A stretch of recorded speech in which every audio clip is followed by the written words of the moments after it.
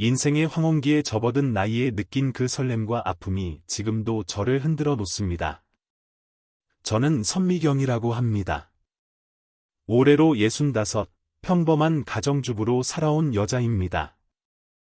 제가 이렇게 용기를 내어 제 이야기를 공유하는 이유는 혹시 저와 같은 외로움을 겪고 계신 분들에게 작은 위로와 교훈이 되길 바라는 마음에서입니다. 여러분도 인생에서 비슷한 경험이 있으시다면 이 영상이 도움이 되길 바랍니다. 좋아요와 구독 버튼 눌러주시면 더 많은 공감 사연을 준비할 수 있겠습니다. 그럼 제 이야기를 시작할게요. 모든 것이 시작된 건 3년 전, 우리 아이들이 모두 독립하고 집이 갑자기 너무 조용해졌을 때였어요. 남편은 정년 이후에도 고문으로 일하느라 늘 바빴고, 집에 있어도 TV와 신문에만 파묻혀 지냈죠. 말 그대로 한 지붕 아래 남처럼 살았습니다. 미경아, 괜찮아? 요즘 안색이 안 좋아 보여. 동네 친구 경숙이가 걱정스럽게 물었을 때도 저는 그저 웃어 넘겼어요. 하지만 사실 제 마음속은 깊은 우울감으로 가득 차 있었습니다. 40년 가까이 가정을 위해 희생했는데, 이제는 아무도 저를 필요로 하지 않는다는 생각이 들었거든요. 미경아, 우리 산악회 한번 나가볼래?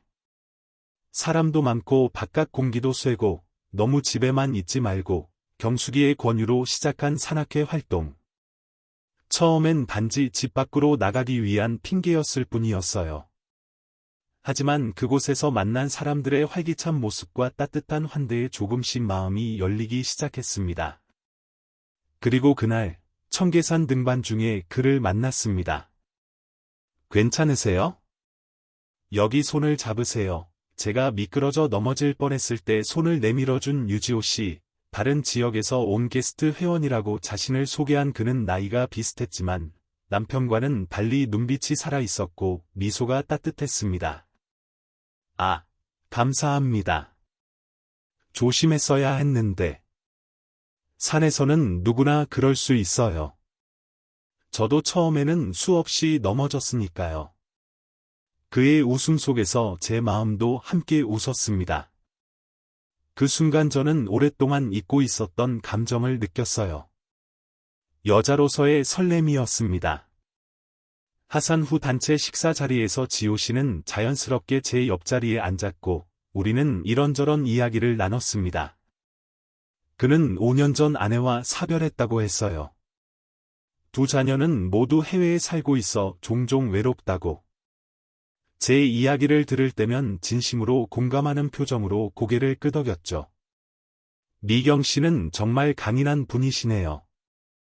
그 모든 시간을 견뎌내셨다니 누군가 제 이야기에 귀 기울여주는 것이 이렇게 위로가 될 줄은 몰랐습니다. 집에 돌아와서도 지호 씨의 목소리가 귓가에 맴돌았어요. 그날 밤, 옆에서 코를 골며 자는 남편을 바라보며 저는 문득 나는 지금 행복한가? 라는 질문을 스스로에게 던졌습니다. 다음 주 산행에서도, 그 다음 주에도 지호 씨는 참석했습니다. 우리는 점점 더 가까워졌고, 산행이 끝난 후에도 따로 차를 마시며 대화를 나누기 시작했죠. 그리고 한 달이 지났을 무렵, 산행 후에 혹시 시간 되시면 근처 카페에서 차 한잔 하실래요? 지호 씨의 제안에 저는 아무 생각 없이 고개를 끄덕였습니다. 산에서 내려와 다른 회원들과 헤어진 후, 우리는 조용한 카페로 자리를 옮겼어요. 창밖으로 노을이 지고 있었고, 그 붉은 빛이 지호 씨의 얼굴을 비추었습니다. 미경 씨는 참 아름다우신데, 왜 그걸 모르고 사셨을까요? 갑작스러운 그의 말에 저는 당황했어요. 수십 년간 누군가의 엄마, 누군가의 아내로만 살아온 제게 여자로서의 칭찬은 너무나 낯설었거든요. 말도 안 돼요. 제가 뭐가 아름답다고. 자신을 과소평가하지 마세요. 눈빛도, 미소도, 배려심도 모두 아름답습니다. 그날 밤 집으로 돌아가는 버스 안에서 저는 오랜만에 거울을 들여다봤습니다. 지호 씨의 말이 계속 맴돌았어요. 정말 내가 아름다울까? 남편은 제가 늦게 들어와도 별다른 질문이 없었습니다. 그저 밥은 먹었어? 라는 형식적인 인사뿐. 저는 문득 우리가 언제부터 이렇게 무관심하게 살게 되었는지 생각했어요. 다음 주 산행. 이번엔 좀 더 어려운 코스였고, 지호 씨는 내내 제 곁을 지켜주었습니다. 때로는 손을 잡아주기도 하고, 위험한 구간에서는 허리를 살짝 받쳐주기도 했죠. 그 온기가 제 마음에 파문을 일으켰습니다. 우리 다음 주에는 둘이서만 청계산 가볼까요? 제가 아는 비경이 있거든요. 망설임 없이 네 라고 대답한 제 자신이 낯설었습니다. 그리고 그 약속을 위해 저는 20년 만에 미용실을 찾아 머리를 손질했고 오래된 화장품을 꺼내 화장 연습을 했습니다. 엄마, 무슨 일 있어? 갑자기 젊어 보여. 주말에 들른 딸아이의 말에 저는 그저 웃어 넘겼지만 마음속으로는 작은 죄책감이 일었습니다. 하지만 그것보다 더 큰 것은 오랜만에 느끼는 살아있다는 감각이었어요. 약속한 날, 저는 남편에게 친구들과 등산 간다고 말하고 집을 나섰습니다. 인생 처음으로 남편에게 거짓말을 한 날이었죠. 지호 씨는 약속 장소에서 환한 미소로 저를 맞이했고, 우리는 사람들이 잘 다니지 않는 등산로를 따라 올랐습니다. 정상 부근의 작은 바위 전망대에 도착했을 때, 서울 전경이 발 아래 펼쳐졌어요. 그곳에서 지호 씨는 준비해 온 도시락과 보온병에 담긴 따뜻한 차를 꺼냈습니다. 미경 씨를 위해 직접 만들었어요. 맛있게 드세요. 소박하지만 정성이 담긴 도시락을 보며 제 눈에 눈물이 고였습니다. 언제부터였을까요? 누군가가 저를 위해 이런 작은 배려를 해준 것이. 왜 울어요? 맛이 없나요? 아니요. 그냥 감사해서요. 지호 씨는 말없이 제 어깨를 감싸 안았습니다. 그 순간 저는 그의 품에 기대어 오랫동안 참아왔던 눈물을 터뜨렸어요. 외로움, 서운함, 그리고 그동안 잊고 살았던 여자로서의 감정들이 한꺼번에 솟구쳤습니다. 지호 씨의 품 안에서 저는 오랫동안 울었습니다. 마치 수십 년간 닫아두었던 감정의 댐이 무너진 것 같았어요. 그가 제 등을 토닥이는 손길이 너무도 따뜻했습니다. 괜찮아요. 다 말하지 않아도 알아요. 당신이 얼마나 외로웠는지 눈물을 닦아주는 그의 손길에 저도 모르게 시선이 마주쳤습니다. 시간이 멈춘 듯한 그 순간, 지호 씨가 조심스럽게 제게 다가왔어요. 그리고 인생에서 남편 외에 처음으로 다른 남자와의 입맞춤을 경험했습니다. 제 마음은 폭풍우 치는 바다처럼 요동쳤어요. 죄책감과 설렘이 뒤엉켰지만 그 순간만큼은 모든 것을 잊고 오직 여자로서의 저를 느꼈습니다. 미경 씨, 당신을 처음 봤을 때부터 이런 감정이 들었어요. 하지만 억누르려고 했죠. 당신에게 가정이 있다는 걸 알았으니까요. 저도 처음이에요. 이런 감정은 너무 혼란스러워요. 우리는 그대로 해가 질 때까지 산에 머물렀습니다. 말로는 표현할 수 없는 감정의 소용돌이 속에서 서로의 손을 꼭 잡은 채로요. 하산 후, 지호 씨는 저를 자신의 차로 데려갔습니다. 비가 내리기 시작했고, 차창에 부딪히는 빗방울 소리만이 우리 사이를 채웠어요. 오늘은 집에 가고 싶지 않아요. 제 입에서 나온 말에 스스로도 놀랐습니다. 하지만 그것이 진심이었어요. 더 이상 거짓으로 살고 싶지 않았고, 잠시나마 진짜 나로 살고 싶었습니다. 그날 밤, 도심의 작은 호텔방에서 저는 20년 넘게 잊고 있었던 감정들을 다시 느꼈습니다. 지호 씨의 따뜻한 품 안에서 저는 다시 한번 여자로서 존재했고, 그 감각은 너무도 강렬했습니다. 후회하지 마세요. 미경 씨, 우리는 그저 서로의 외로움을 달래준 것뿐이니까요. 하지만 제 마음속에는 이미 돌이킬 수 없는 무언가가 시작되고 있었습니다. 그날 밤 이후로 저는 변했어요. 매일 아침 거울을 보며 화장을 하기 시작했고, 옷차림에도 신경 쓰게 되었죠. 몸매 관리를 위해 따로 운동도 시작했습니다. 미경아, 요즘 뭐 좋은 일 있어? 달라 보여. 경숙이의 질문에 저는 그저 미소로 답했지만 마음속으로는 들키지 않을까 불안했습니다. 하지만 그 불안함보다 더 큰 것은 지호 씨를 다시 만나고 싶은 갈망이었어요. 우리는 일주일에 한 번씩 만나기로 약속했습니다. 매번 다른 산을 찾았고, 때로는 영화관에서, 때로는 한적한 카페에서 시간을 보냈죠. 남편은 제 변화에 대해 별다른 의심을 하지 않았습니다. 어쩌면 관심이 없었던 걸지도 모르겠어요. 남편분이 당신의 변화를 눈치채지 못하나요? 아마도요. 우리는 오래전부터 서로에게 무관심했으니까요. 그런 대화를 나누면서도 제 마음 한구석에는 항상 죄책감이 따라다녔습니다. 하지만 지호 씨와 함께할 때 느끼는 행복감이 너무 커서 모든 것을 덮어버리곤 했어요. 2달이 지난 어느 날, 지호 씨가 저에게 특별한 제안을 했습니다. 이번 주말에 제주도에 같이 가요. 단풍이 정말 아름답대요. 제주도라는 말에 저는 잠시 망설였습니다. 하루 이틀도 아닌 주말 내내. 그건 더 이상 우연이나 실수로 변명할 수 있는 일탈이 아니었으니까요.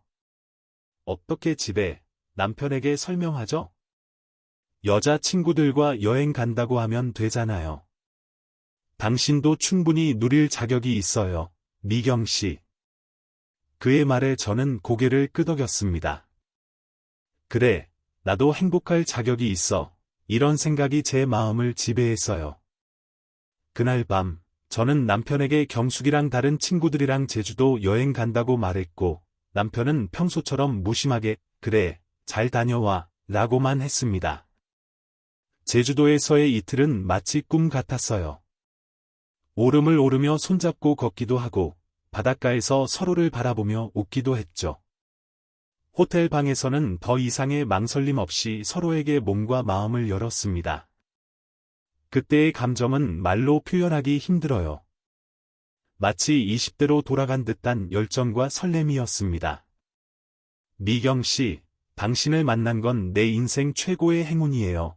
호텔 베란다에서 바다를 바라보며 지호 씨가 말했습니다. 그의 눈빛에는 진심이 담겨 있었어요. 저도 같은 마음이었습니다. 하지만 동시에 이런 행복이 언제까지 계속될 수 있을지에 대한 불안감도 있었죠. 우리 앞으로 어떻게 되는 걸까요? 지금처럼만 해요. 서로를 행복하게 해주는 거, 그것만으로도 충분하지 않나요? 그렇게 제주도에서 돌아온 후, 우리의 만남은 더 깊어졌습니다. 산악회 모임 외에도 따로 만나는 날이 잦아졌고, 때로는 지호 씨의 아파트에서 하룻밤을 보내기도 했어요. 매번 거짓말을 해야 한다는 부담감은 있었지만, 지호 씨와 함께할 때의 행복이 그 모든 걸 상쇄했습니다. 그러던 어느 날, 예상치 못한 일이 벌어졌어요. 산악회에서 부부 동반 모임이 있다는 소식을 들었습니다. 회장님 부부의 결혼기념일을 축하하는 자리였죠. 미경아, 이번에는 꼭 남편도 데려와. 항상 혼자만 오니 다들 궁금해하더라고. 경숙이의 제안에 저는 당황했습니다. 남편을 데려가면 지호 씨와는 어떻게 해야 할지. 하지만 계속 거절하기도 어려웠어요. 결국 그날 저는 남편과 함께 모임에 참석했습니다. 다행히 지호 씨는 오지 않아 안도했죠. 하지만 식사가 끝나갈 무렵, 지호 씨가 나타났습니다. 그는 저를 보자 잠시 당황했지만 곧 아무 일 없다는 듯이 인사했어요. 안녕하세요. 오랜만입니다. 저는 말문이 막혔습니다. 그런데 더 놀라운 일은 그 뒤에 일어났어요. 지호 씨의 뒤에서 한 여성이 나타난 것입니다. 여러분, 소개할게요. 제 아내 수진입니다. 그 순간 제 머릿속이 하얘졌습니다. 아내라고? 지호 씨는 분명 사별했다고 했는데. 저는 그 자리에서 얼어붙었습니다. 지호 씨의 아내라는 수진 씨는 품이 있고 세련된 모습이었어요. 온화한 미소로 모두에게 인사하는 그녀를 보며 저는 땅바닥으로 꺼져버리고 싶었습니다. 미경 씨, 산악회에서 많이 도와주셨다고 들었어요. 고맙습니다. 수진 씨가 제게 인사했을 때 저는 간신히 목소리를 내어 대답했습니다. 손이 떨려 테이블 아래로 꽁꽁 숨겼어요. 지호 씨는 마치 아무 일도 없었다는 듯 자연스럽게 대화를 이어갔습니다. 사실 제가 해외 출장이 많아서 산악회 활동도 불규칙하게 참여했거든요. 아내는 그동안 요양원에 계신 어머니를 돌보느라 바빴고요. 모든 말이 거짓이었습니다. 사별했다는 것도, 자녀들이 해외에 산다는 것도. 그가 입에서 나오는 모든 말이 제게는 비수가 되어 꽂혔어요. 그날 밤 집으로 돌아오는 차 안에서 남편이 물었습니다. 그 지호라는 사람, 전에 어디서 봤던 것 같은데. 저는 심장이 멈추는 것 같았어요. 남편이 알아차린 걸까요? 하지만 남편은 그저 착각인가 보네, 라며 대화를 이어나가지 않았습니다. 그날 이후, 저는 지호 씨의 모든 연락을 차단했습니다. 문자도, 전화도 받지 않았어요. 산악회도 당분간 가지 않았죠. 집에서 홀로 지내며 제 어리석음을 후회하기에 바빴습니다. 일주일쯤 지났을 때 경숙이가 찾아왔어요. 미경아, 괜찮아? 갑자기 연락도 안 받고. 저는 그저 몸이 좀 안 좋다고 둘러댔습니다. 하지만 경숙이의 다음 말에 저는 충격을 받았어요. 그런데 말이야, 지호 씨가 널 많이 찾더라. 무슨 일 있었어? 아니, 그냥. 별일 아니야. 그런데 내가 좀 이상한 얘기를 들었어. 지호 씨가 산악회 여기저기 다니면서 외로운 중년 여성들에게 접근한다는 소문이 있더라. 저는 순간 숨이 막혔습니다. 저만이 아니었던 거예요. 다른 여성들에게도 같은 접근법으로, 같은 거짓말로. 경숙이가 떠난 뒤, 저는 오랫동안 울었습니다. 그동안의 설렘, 행복감이 모두 거짓 위에 세워진 것이었다니. 제가 그토록 소중히 여겼던 관계가 그에게는 그저 하나의 사냥에 불과했다니. 하지만 더 큰 문제는 그날 이후였습니다. 어느 날 아침, 현관문 우편함에 익명의 편지 한 통이 들어 있었어요. 선미경 씨, 당신의 비밀을 알고 있습니다. 유지호와의 관계, 그리고 제주도 여행. 이 사실을 남편에게 알리지 않기를 원한다면 연락 주세요. 편지에는 호텔 로비에서 지호 씨와 손잡고 있는 제 모습이 담긴 사진도 첨부되어 있었습니다. 온몸에 식은땀이 흘렀어요. 누가? 왜? 수진 씨가 알게 된 걸까요? 아니면 지호 씨의 또 다른 피해자? 그날부터 저는 공포에 떨며 지냈습니다. 매일 아침 우편함을 확인하고 모르는 번호로 전화가 오면 가슴이 쿵쾅거렸어요. 편지에 적힌 연락처로 문자를 보냈지만 답장은 오지 않았습니다. 여보, 요즘 안색이 안 좋은데 병원 한번 가봐. 남편의 말에 저는 그저 웃어 넘겼습니다. 어떻게 말할 수 있을까요? 내가 당신을 배신했다고, 그리고 이제 누군가가 그 사실을 알고 있다고. 일주일 후, 두 번째 편지가 왔습니다. 이번에는 더 구체적이었어요. 300만 원을 준비해서 다음 주 금요일 남산타워 앞에서 기다리세요. 자세한 지시는 그곳에서. 돈을 요구하다니, 이건 명백한 협박이었습니다. 저는 어떻게든 돈을 마련해야 했어요. 제 개인 통장에 있던 얼마 안 되는 비상금을 모두 꺼내고 딸에게 급하게 돈을 빌리기도 했죠. 엄마, 갑자기 웬 돈이에요? 무슨 일 있어요? 아니, 그냥. 엄마 친구가 수술비가 급하대서. 또다시 거짓말이었습니다. 제 삶은 점점 더 거짓으로 가득 차고 있었어요. 약속한 금요일, 저는 떨리는 마음으로 남산타워에 도착했습니다. 그곳에서 30분을 기다렸을 때, 한 통의 문자가 왔어요. 벤치에 놓인 종이봉투 안에 돈을 넣고 떠나세요. 뒤돌아보지 마세요. 지시대로 돈을 놓고 자리를 떠나려는 순간 누군가가 제 어깨를 붙잡았습니다. 미경 씨, 뒤돌아보니 지호 씨였습니다. 저는 그 자리에서 얼어붙었어요. 당신. 이게 다 당신 짓이었어요? 아니에요. 저도 같은 편지를 받았어요. 그래서 여기 온 거예요. 지호 씨의 얼굴은 창백했습니다. 그가 휴대폰을 보여주었어요. 정말로 저와 비슷한 내용의 협박 문자가 와 있었습니다. 누가 이러는 걸까요? 그때 갑자기 제 휴대폰으로 문자가 왔습니다. 뒤를 보세요. 떨리는 마음으로 뒤를 돌아보니 그곳에는 남편이 서 있었습니다. 그의 눈빛은 제가 한 번도 본 적 없는 차가움으로 가득했어요. 순간 모든 것이 이해되었습니다. 남편이 모든 것을 알고 있었던 거예요. 그리고 이 모든 협박도 그의 계획이었죠. 언제부터? 제주도 여행 때부터.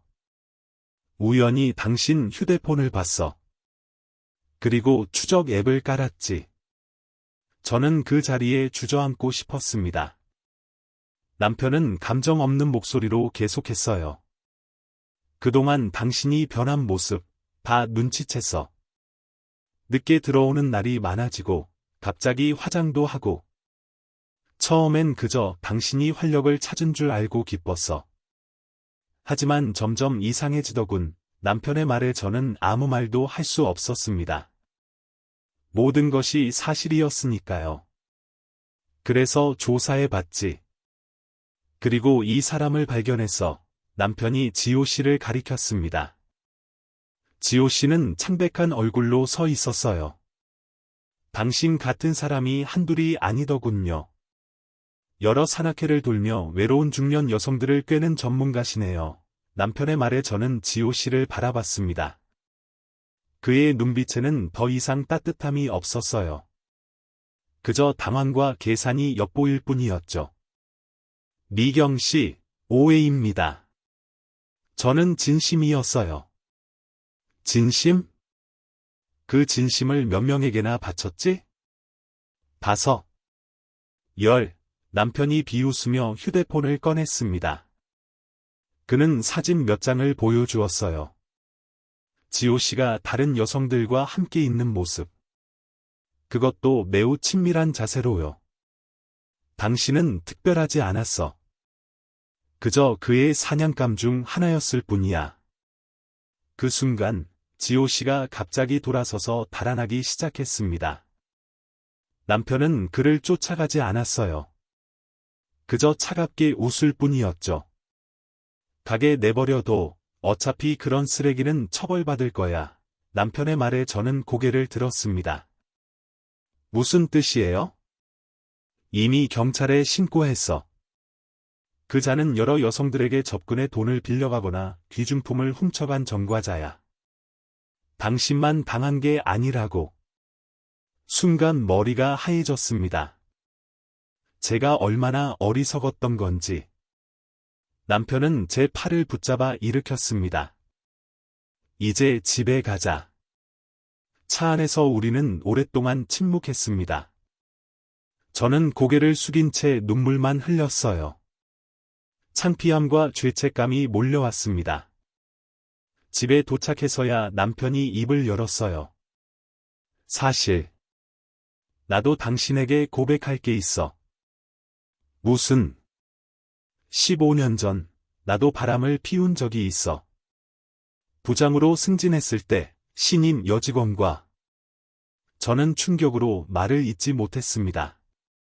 남편은 눈물을 머금은 채 계속했어요. 3개월 정도 지속됐어. 하지만 그건 그저 내 허영심 때문이었고, 결국 정신을 차리고 끝냈지. 이후 평생 죄책감에 시달렸어. 그래서 당신이 변하기 시작했을 때 나는 직감했어. 내가 당했던 그 감정을, 내가 했던 그 실수를. 남편의 말에 저는 혼란스러웠습니다. 화가 나야 할지, 서로를 이해해야 할지. 한동안 우리는 말없이 서로를 바라보기만 했어요. 왜 그때 말하지 않았어요? 어떻게 말할 수 있었겠어? 내가 먼저 배신했는데. 그리고 나도 두려웠어. 당신을 잃을까봐. 그날 밤, 우리는 20년 만에 처음으로 서로에게 진심을 털어놓았습니다. 숨겨왔던 감정들, 서운함, 외로움, 모든 것을 말이죠.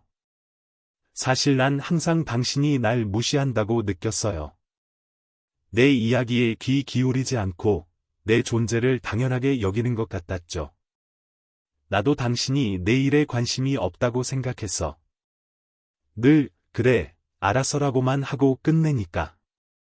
그렇게 서로의 마음을 열자, 우리 사이에 쌓인 오해와 거리감이 조금씩 무너지기 시작했어요. 그날 이후로 우리는 서로에게 다시 다가가기 위해 노력했습니다. 물론 쉽지 않았어요. 저는 지호 씨와의 일로 인한 죄책감과 배신감에 시달렸고, 남편도 자신의 과거 실수를 떠올리며 괴로워했습니다. 하지만 우리는 서로를 완전히 잃기 전에 마지막 기회를 붙잡고 싶었어요. 함께 상담을 받아볼까요? 제 제안에 남편은 망설임 없이 고개를 끄덕였습니다. 부부 상담사를 찾아 정기적으로 상담을 받기 시작했고, 그곳에서 우리는 서로의 상처와 필요를 더 깊이 이해하게 되었어요. 서로에게 소홀해진 순간부터 균열이 시작됐네요. 작은 관심과 배려가 얼마나 중요한지 다시 배워야 할 때입니다. 상담사의 말씀이 가슴에 와닿았습니다. 우리는 함께 데이트를 시작했어요. 주말마다 영화를 보거나 산책을 하면서 서로에게 집중하는 시간을 가졌죠. 산악회는 잠시 그만두었습니다. 그 공간에는 아직 지호 씨와의 기억이 남아 있었으니까요. 대신 남편과 함께 요리 교실에 등록했어요. 서로 협력하며 요리하는 과정이 우리 관계에 새로운 활력을 불어넣었습니다. 이렇게 당신과 함께하는 시간이 이렇게 즐거울 줄 몰랐어. 남편의 말에 저는 웃음 지었어요. 저도 같은 마음이었으니까요. 시간이 흐르면서 상처는 조금씩 아물어갔습니다. 물론 완전히 잊힐 순 없었지만 그 경험이 오히려 우리를 더 강하게 만들었어요. 서로를 당연하게 여기지 않고 매일 감사하는 마음으로 바라보게 되었으니까요. 반년이 지났을 무렵 우리는 함께 제주도 여행을 떠났습니다. 그곳에서 가슴 아픈 기억을 새로운 추억으로 덮어버리고 싶었어요. 다행히 남편은 제 제안을 이해해 주었습니다. 내가 당신을 위해 좋은 기억을 만들어 줄게. 남편의 따뜻한 말에 저는 감동했습니다. 제주도에서 우리는 마치 신혼부부처럼 손을 꼭 잡고 오름도 오르고 바다도 바라보며 시간을 보냈어요. 그곳에서 저는 다시 한번 깨달았습니다. 진정한 사랑은 화려한 감정의 폭발이 아니라 서로를 이해하고 존중하는 깊은 유대감이라는 것을. 어느 날 아침, 해변을 산책하던 중 갑자기 지호 씨와 마주쳤습니다. 그도 제주도 여행 중이었던 거예요. 순간 가슴이 철렁 내려앉았지만 놀랍게도 더 이상 그에게 어떤 감정도 느껴지지 않았습니다. 지호 씨는 당황한 기색이 역력했어요. 그의 옆에는 또 다른 중년 여성이 서 있었습니다. 아마도 새로운 사냥감이겠죠. 안녕하세요. 제가 먼저 담담하게 인사했습니다. 남편도 차분하게 고개를 끄덕였어요. 잘 지내시나요? 지호 씨의 물음에 저는 미소를 지으며 대답했습니다. 네, 덕분에 정말 잘 지내고 있어요. 오히려 감사해요. 당신 덕분에 저와 남편이 서로를 다시 찾게 되었으니까요. 제 말에 지호 씨는 어색한 웃음을 지었습니다. 잠시 후 우리는 서로 인사하고 각자의 길을 갔어요. 그의 뒷모습을 바라보며 저는 더 이상 아무런 미련도 분노도 느끼지 않았습니다. 그저 제 인생의 한 페이지를 넘긴 기분이었어요. 괜찮아. 남편이 제 손을 꼭 잡아 주었습니다. 네, 생각보다 훨씬 괜찮아요. 이제는 정말 끝났다는 느낌이에요. 우리는 다시 손을 잡고 해변을 걸었습니다. 푸른 바다가 끝없이 펼쳐진 그곳에서 저는 미래에 대한 희망을 느꼈어요. 제주도 여행을 마치고 서울로 돌아온 후 우리 부부의 삶은 더욱 단단해졌습니다. 남편은 취미로 기타를 배우기 시작했고 저는 그동안 미뤄왔던 그림 교실에 등록했어요. 각자의 시간도 존중하면서 함께하는 시간도 소중히 여겼습니다. 미경아, 이번 주말에 아이들 불러서 함께 식사할까? 남편의 제안에 저는 기쁘게 동의했습니다. 우리는 딸과 아들, 그리고 손주들을 집으로 초대했어요. 오랜만에 모인 가족들 앞에서 남편은 갑자기 무릎을 꿇었습니다. 여보, 우리 다시 한번 결혼합시다. 남편의 갑작스러운 프러포즈에 저는 놀라서 말을 잇지 못했습니다. 그의 손에는 작은 반지 상자가 들려 있었어요. 미경아, 40년 전 우리가 처음 만났을 때 그 설렘을 기억해? 그때의 약속을 제대로 지키지 못했던 것 같아. 이제 남은 인생, 처음부터 다시 시작하고 싶어. 아이들은 놀란 표정으로 우리를 바라보다가 이내 환하게 웃으며 박수를 쳤습니다. 엄마, 받아들이세요. 딸아이의 외침에 저는 눈물을 흘리며 고개를 끄덕였어요. 남편은 제 손가락에 새 반지를 끼워 주었습니다. 40년 전 우리의 결혼 반지보다 화려하진 않았지만 그 의미는 훨씬 더 깊고 소중했어요. 내년 봄, 두 분의 결혼 40주년의 작은 결혼식을 다시 해요. 아들의 제안에 우리는 함께 웃었습니다. 그날 밤, 가족의 축복 속에서 우리는 두 번째 인생을 약속했어요. 1년 후, 벚꽃이 흩날리는 4월의 어느 날, 우리는 작은 교회에서 두 번째 결혼식을 올렸습니다. 40년 전과는 달리 주름진 얼굴과 하얀 머리카락을 한 채로. 하지만 서로를 바라보는 눈빛은 오히려 더 깊고 따뜻했어요. 이제까지도, 이제부터도 영원히 당신을 사랑합니다. 남편의 서약에 저도 진심을 담아 대답했습니다. 서로의 부족함을 이해하고 함께 성장하며 끝까지 손을 잡고 걸어가겠습니다. 우리의 두 번째 결혼식은 화려하지 않았지만 진정한 사랑의 의미를 깨달은 후에 맺은 약속이라 더욱 특별했습니다. 아이들과 손주들, 그리고 오랜 친구들이 지켜보는 가운데 우리는 다시 한번 서로에게 평생을 약속했어요. 경숙이도 결혼식에 참석했습니다. 그녀는 제게 살짝 속삭였어요. 미경아, 지호씨, 사기 혐의로 구속되었대. 여러 여자들한테 접근해서 돈 뜯어낸 죄로 저는 고개를 끄덕였습니다. 이미 뉴스를 통해 들은 이야기였어요. 하지만 더 이상 그것은 제게 중요하지 않았습니다. 오히려 그 아픔이 있었기에 지금의 행복을 찾을 수 있었다고 생각했어요. 경수가, 고마워. 그때 내가 날 산악회에 데려가지 않았다면 지금의 나는 없었을 거야. 무슨 소리야? 내가 뭘 했다고? 모든 경험이 결국 지금의 나를 만들었어. 좋은 일도, 나쁜 일도, 그 모든 것이 필요했던 것 같아. 결혼식을 마치고 우리는 두 번째 신혼여행으로 이탈리아를 다녀왔습니다. 젊었을 때는 경제적 여유가 없어 제대로 된 신혼여행도 가지 못했지만 이번에는 그동안 모아둔 퇴직금으로 오랜 꿈이었던 유럽 여행을 실현했어요. 베네치아의 곤돌라를 타고 로마의 트레비 분수에 동전을 던지며 우리는 청춘으로 돌아간 듯한 기분을 만끽했습니다. 서로의 손을 꼭 잡고 좁은 골목길을 거닐며 나눈 대화는 40년 전보다 더 깊고 의미 있었어요. 미경아, 그동안 내가 얼마나 바보 같았는지 몰라. 당신 같은 보물을 곁에 두고도 몰랐다니. 저도 마찬가지예요. 멀리서 행복을 찾으려고 했으니까요. 우리는 서로의 실수를 탓하지 않고 그저 앞으로의 시간을 더 소중히 여기기로 약속했습니다. 인생의 황혼기에 접어든 지금, 오히려 우리는 더 깊은 사랑과 이해를 나누게 되었어요. 이탈리아에서 돌아온 후, 우리는 작은 변화들을 시작했습니다.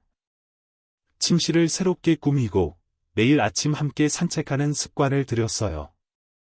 매주 토요일 저녁은 데이트 나이트로 정해 반드시 둘만의 시간을 가졌습니다. 남편은 은퇴 후에도 바쁘게 살았지만 이제는 일과 가정의 균형을 찾았어요.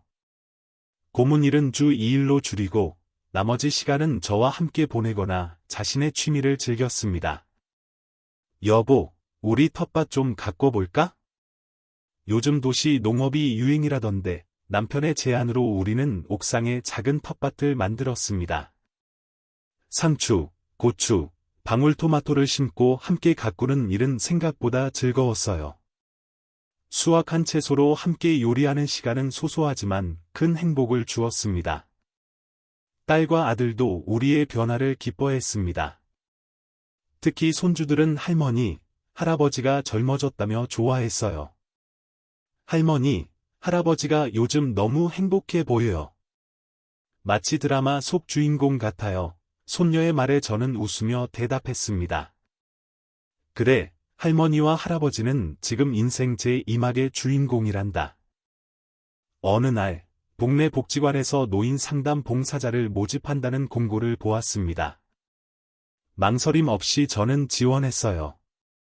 제가 겪었던 경험과 그것을 극복한 과정이 다른 이들에게도 도움이 될 수 있을 거라 생각했습니다. 선미경 상담사님, 다음 분 들어오셨습니다. 복지관 직원의 안내에 저는 미소를 지으며 고개를 끄덕였습니다. 봉사를 시작한 지 6개월. 이제는 많은 분들이 저를 찾아와 고민을 나누곤 했어요. 그날의 마지막 상담자는 60이 넘은 여성분이었습니다. 남편의 무관심 속에 외로움을 느껴 다른 남자에게 마음이 기울고 있다는 고백. 상담사님, 저 어떻게 하면 좋을까요? 이렇게 나이 들어서 바람을 피우려는 제가 너무 부끄러워요. 그 말을 들으며 저는 과거 제 모습을 떠올렸습니다. 그리고 조심스럽게 제 경험을 나누기 시작했어요. 제가 비슷한 경험이 있어서 이해해요.